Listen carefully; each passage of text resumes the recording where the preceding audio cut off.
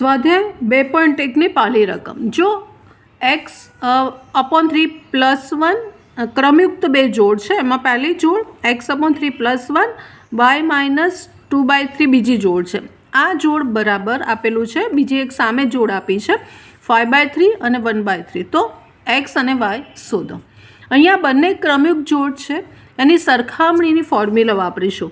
એટલે કે આના બરાબર 5/3 લખીશું અને આના બરાબર 1/3 લખી સાદરૂપ આપી અને x અને y શોધીશું. એટલે પહેલાં આપણે પહેલી જોડ સરખાવીએ છીએ.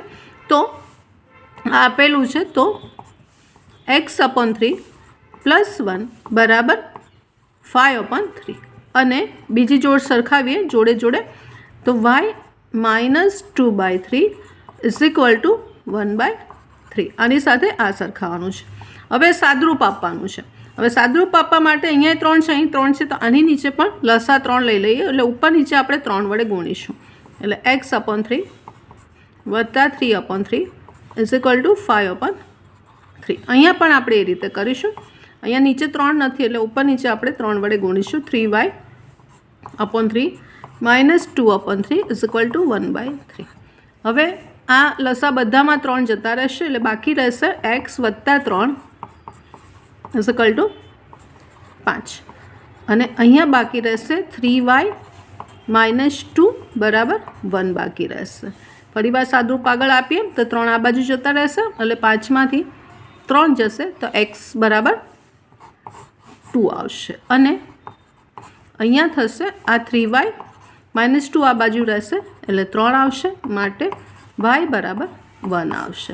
તો x અને y શોધવાના હતા, તો x બરાબર 2 આવશે અને y બરાબર 1 મળશે. સ્વાધ્યાય 2.1ની બીજી રકમ. જો ગણ એમાં 3 ઘટકો અને ગણ બી બરાબર આપ્યું છે, એના સભ્યો આપ્યા છે 3, 4 ને 5, તો a×bના ઘટકોની સંખ્યા શોધો. એટલે આપણે નંબર ઓફ a×b શોધવાનું છે. હવે આની ફોર્મ્યુલા બરાબર નંબર ઓફ a ગુણ્યા નંબર ઓફ બી. આ એની ફોર્મ્યુલા છે. આમાં આપણે મૂકીએ એટલે આન્સર આવી જાય. હવે નંબર ઓફ અહીંયા આપણને જે આપ્યું છે, નંબર ઓફ એ બરાબર 3 આપ્યું છે, 3 ઘટકો છે, અને નંબર ઓફ બી બરાબર પણ 3 ઘટક છે, અહીંયા પણ 3 ઘટક છે. એટલે આ સૂત્રમાં આપણે મૂકી દઈએ. માટે નંબર ઓફ a×b બરાબર નંબર ઓફ એ એટલે 3 અને ગુણ્યા નંબર ઓફ બી એટલે પણ 3. એટલે આપણો આન્સર આવશે 9. એટલે કે નંબર ઓફ a×bના ઘટકોની સંખ્યા 9 થશે. સ્વાધ્યાય 2.1ની ત્રીજી રકમ. જો g બરાબર 7 અને 8 અને h બરાબર 5, 4 અને 2 આ સભ્યો છે g અને hના, તો g×h અને h×g શોધો. અહીંયા પહેલાં આપણે આના ઘટકો શોધીએ. તો g×h છગડીયા કૌંસમાં લખીશું. હવે અહીંયા જે છે gના ઘટકો પહેલાં લેવાના છે. એટલે 7ની સાથે આ 3 5, 4, 2 અને પછી 8ની સાથે પણ 5, 4, 2. એટલે આપણને આવી રીતે પેર મળશે. 7 સાથે 5, પછી 7 સાથે 4, 7 સાથે 2, એવી રીતે 8 સાથે 5, 8 સાથે 4 અને 8 સાથે 2. આ ઘટકો આવી ગયા g×hના. હવે h×g, તો અહીંયા h પહેલાં લેવાનું. એટલે 5 સાથે 7 અને 8, પહેલાં 7, પછી 5 સાથે 8, પછી 4 સાથે 7 અને 8, 4 સાથે 7 અને 4 સાથે 8, અને પછી 2 સાથે 7 અને 2 સાથે 8.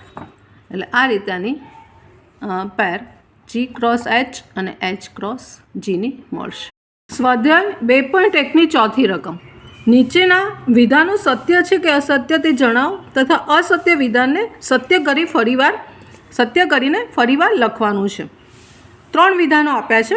એમાં પહેલું વિધાન છે, જો p બરાબર m અને n, q બરાબર n અને m એના ઘટકો છે, તો p×q બરાબર એની ક્રમિક જોડ અથવા તો એના ઘટકો એમ એન અને એન એમ છે.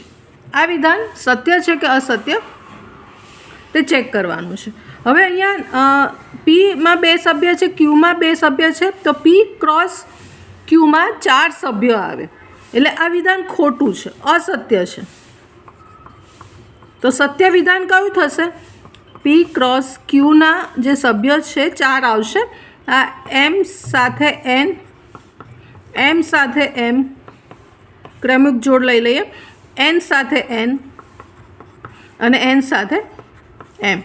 આ 4 જોડ 4 સભ્યો પી ક્રોસ ક્યુમાં આવશે. અહીંયા 2 જ આપ્યા હતા એટલે અસત્ય વિધાન થશે. બીજું વિધાન, જો એ અને બી અરિક્ત ગણ હોય, અરિક્ત એટલે ખાલી ગણ નથી, એમાં કંઈક સભ્ય છે, તો જ્યાં એક્સ બિલોંગ્સ ટુ એ કહી દીધું છે કે એમાં એક્સ છે, તથા y belongs to B, B ગણમાં વાય છે, સભ્ય છે, હોય તેવી તમામ ક્રમયુક્ત જોડો એક્સ વાયથી બનતો અરિક્ત ગણ એ ક્રોસ બી છે. હવે એ ક્રોસ બી આપણે લેવું હોય તો એમાં કયા સભ્યો આવશે? એક્સ અને વાય એક જ આવશે. આ તમામ જે કહેશો જોડો એમાં એકને માત્ર એક જ છે. મતલબ હા, આ વિધાન સાચું છે, સત્ય વિધાન છે. ત્રીજી રકમમાં જો એ બરાબર 1 અને 2, બી બરાબર 3 અને 4 એના સભ્યો છે, તો એ ક્રોસ બી છે 5 બરાબર 5. આ વિધાન સાચું ખોટું ચેક કરવાનું છે. હવે જોઈ લઈએ. ધારો કે આપણી લેફ્ટ સાઈડ છે એ ક્રોસ બી છેદ 5. કોઈપણ ગણનો છેદગણ ખાલી ગણ, કોઈપણ ગણ સાથે ખાલી ગણ છેદગણ હોય તો આ છેદગણ જે છે ખાલી ગણ જ થાય. એટલે એ ક્રોસ ખાલી ગણ. ફરી વાર સેમ પોઝિશન આવી એટલે અહીંયા પણ ખાલી ગણ લખાય. ઇઝ ઇક્વલ ટુ આપણી પાસે રાઈટ સાઈડ આપેલી છે એટલે લેફ્ટ બરાબર રાઈટ થઈ ગયું. મતલબ આ વિધાન પણ સત્ય છે. સ્વાધ્યાય 2.1ની 5મી રકમ, જો એ બરાબર -1 અને 1 બે સભ્ય આપ્યા છે તો એ ક્રોસ એ મેળવો. અહીંયા નંબર ઓફ એ ગણમાં કેટલા સભ્ય છે? 2 શોધવાનું છે, આ મેળવવાનું છે, પણ આપણે પહેલાં કેટલી સંખ્યા આવશે એ જોઈ લઈએ. તો નંબર ઓફ એ ક્રોસ એમાં કેટલા ઘટકો, સંખ્યા કેટલી આવશે એ જોઈ લઈએ અને પછી એ ઘટકો લખવાના છે. ફોર્મ્યુલા આવશે અહીંયા number of A into number of A into number of A, બરાબર? આ રીતે ફોર્મ્યુલા આવશે. હવે અહીંયા 2 છે, આની સંખ્યા 2 છે, ગુણ્યા 2 ગુણ્યા 2 એટલે 8 સભ્યો આપણે લખવાના છે. હવે લખીએ. એ ક્રોસ એના 8 ઘટકો લખવાના છે. તો સૌથી પહેલાં તો અહીંયા જે એ છે આપણી પાસે, તો આપણે એ બરાબર -1 થી -1 અને 1 છે. ફરી વાર એ બરાબર -1 3 વખત લેવાનું છે ને એ બરાબર -1 અને 1 છે. આ ત્રણેયની ત્રિપુટી મેળવવાની છે. 8 ઘટકો 8 ત્રિપુટી મળશે. તો સૌથી પહેલાં આપણે અહીંયા લખીએ તો -1 -1 અને બીજું લખી કાઢીએ 1 1 અને 1. 8 લખવાના છે એટલે આપણે આની નીચે 3 લખીશું, આની નીચે 3 લખીશું એટલે 8 આપણને થઈ જશે. એટલે અહીં કઈ રીતે કરીશું કે અહીંયા આ -1 અને અહીંયા +1 લઈએ. હવે +1ની જગ્યા બદલીશું. આ છેલ્લું છે, પછી વચ્ચે અને અહીંયા એટલે એ મળી જશે. એટલે -1 1 -1. હવે 1ને આગળ લઈ લઈએ એટલે 1 -1 એવી રીતે અહીંયા આ જે -1 1 હતું ને એવી રીતે અહીંયા 1 1 અને એક -1 લઈએ. હવે આની જગ્યા અહીંયા લઈ લઈએ ને અહીંયા લઈ લઈએ એટલે 1 -1 1 અને અહીંયા આવશે -1 1 અને 1. 8 થઈ જશે. 1 2 3 4 5 6 7 અને 8. 8 ઘટકો આપણને આ રીતે મળશે. સ્વાધ્યાય 2.1ની 6ઠ્ઠી રકમ, જો એ ક્રોસ બી બરાબર પેર આપી છે AX AY BX અને BY, તો એ અને બીના ઘટકો શોધવાના છે.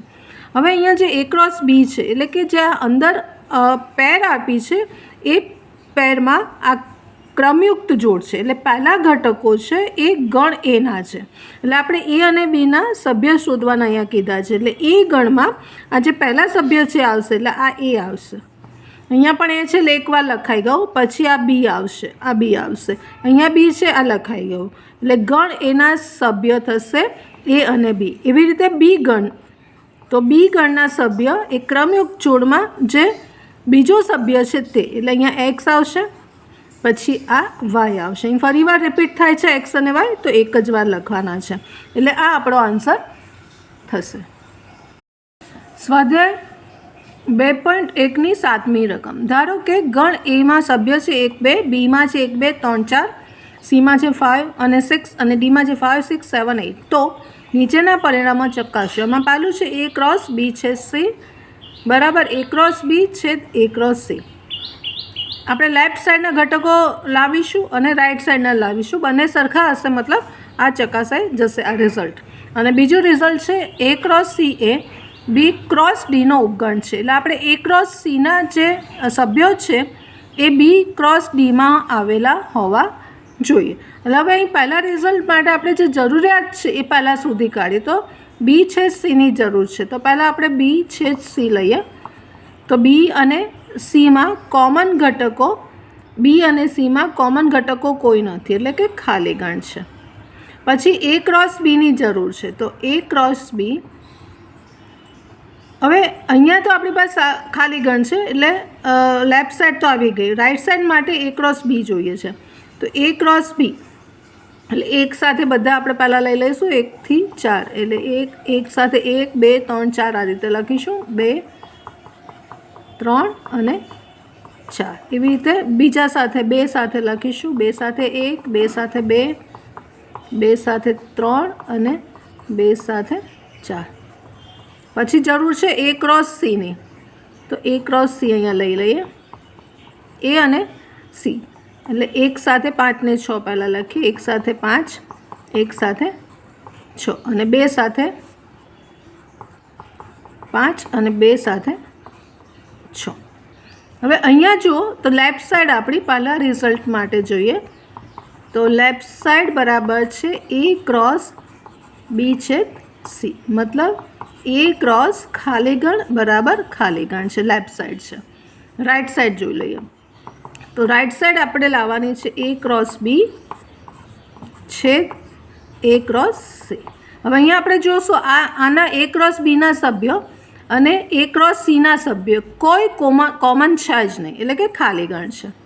માટે લેફ્ટ સાઈડ બરાબર અહીંયા રાઈટ સાઈડ મળશે. હવે બીજા માટે તો A ક્રોસ C, આપણને A ક્રોસ Cના ઘટકો ખબર છે, આ રહ્યા. હવે B ક્રોસ Dના જોઈએ છે, તો પહેલાં આપણે B ક્રોસ Dના લઈ લઈએ. તો આપણી પાસે B અને D આપેલો છે, આ B અને D આપેલો છે. તો એના ઘટકો લખીએ. તો પહેલાં એક સાથે બધા લખી કાઢીએ, 1 સાથે 5 1 સાથે 6 1 સાથે 7 અને 1 સાથે 8. પછી એવી રીતે 2 સાથે 2 સાથે 5 2 સાથે 6 2 સાથે 7 2 સાથે 8, એવી રીતે 3 સાથે 3 સાથે 5 3 સાથે 6 3 સાથે 7 3 સાથે 8 અને પછી 4 છે, તો 4 સાથે 5 4 સાથે 6 4 સાથે 7 અને 4 સાથે 8. આ રીતે B ક્રોસ D આવશે. હવે શું કીધું છે કે A ક્રોસ C ઉપગણ આ રીતે આપણે સાબિત કરવાનું છે. A cross C ઉપગણ B cross D આવું કીધું છે. તો હવે A ક્રોસ Cના જે પણ સભ્યો છે એ બધા આમાં આવેલા જોઈએ. તો 1 અને 5 છે, હા છે. A ક્રોસ Cના આપણે જે ઉપર શોધ્યા છે 1 અને 5, તો અહીંયા 1 અને 5 છે. 1 અને 6, તો 1 અને 6 છે. 2 અને 5, તો આ રહ્યું 2 અને 5 છે. 2 અને 6, તો અહીંયા છે. A ક્રોસ Cના 4 ઘટકો B ક્રોસ Dમાં છે, માટે આ પણ થશે અને લખાશે A ક્રોસ C એ B ક્રોસ Dનો ઉપગણ છે. આ સાબિત થશે.